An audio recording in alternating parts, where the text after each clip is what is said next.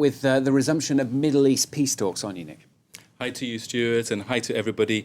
Those Middle East peace talks actually resuming after a 3-year gap. Now, I turn to the Israeli paper, which is the most widely read in the country, Ynet Aeronaut, and it has a piece about this headlined, "The Real Preconditions for Peace." Remember that the Palestinians, when it was blocked last time, were insisting on their preconditions.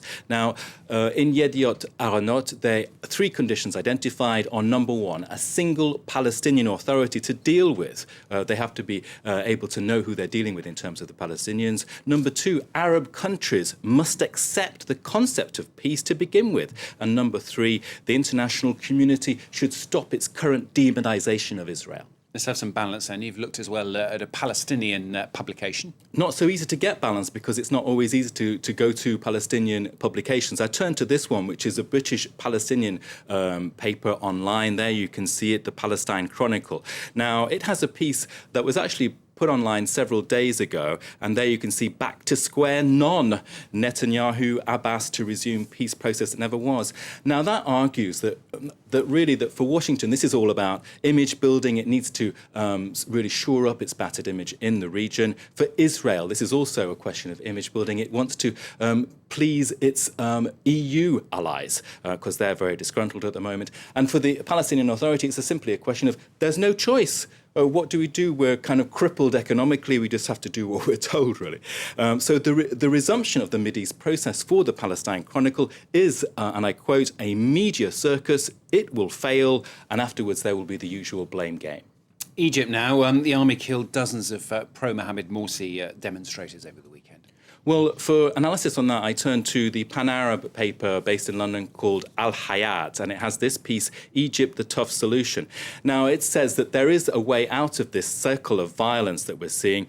The Muslim Brotherhood, first of all, on its part, must reassess its whole trajectory, its whole ascent to how it came to power. It must introduce core reforms and really get transparent about its election process for its leadership. And then on the other hand, we must have from the military a very explicit, clear statement that they do not seek a return to military rule. And that analysis, that comment really is very much what I'm seeing in the world's press. Other papers are saying, yes, the Muslim Brotherhood has to be brought back in, otherwise it's a total nightmare. OK, well, one other story that's caught Nick's eye today is in this Monday's Wall Street Journal. It's been very much on the fringes of the news, really, hasn't it? Bulgaria. Well, indeed, this is what I thought. I thought we've not been talking very much about Bulgaria, but we've had 45 days of non-stop protests in the country.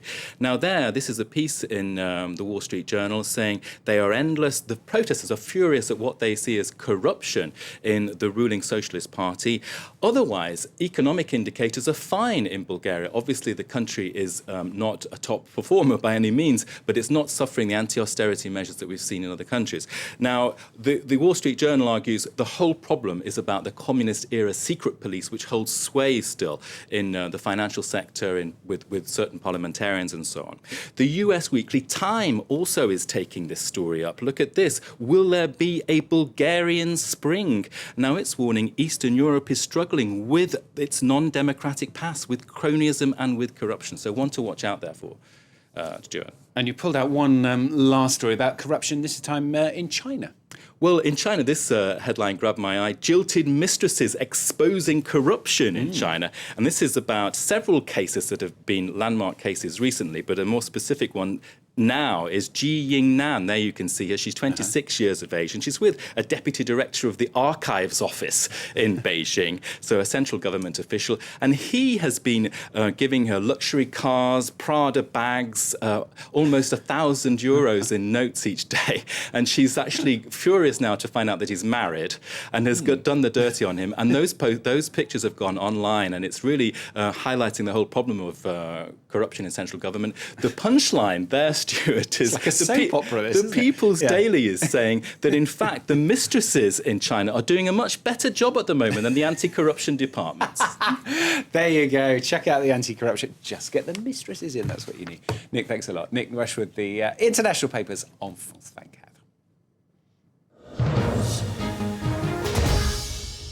That's all from me. Very latest headlines coming up very, very shortly, though. Weather forecast first for you, though. Stay with us if you can.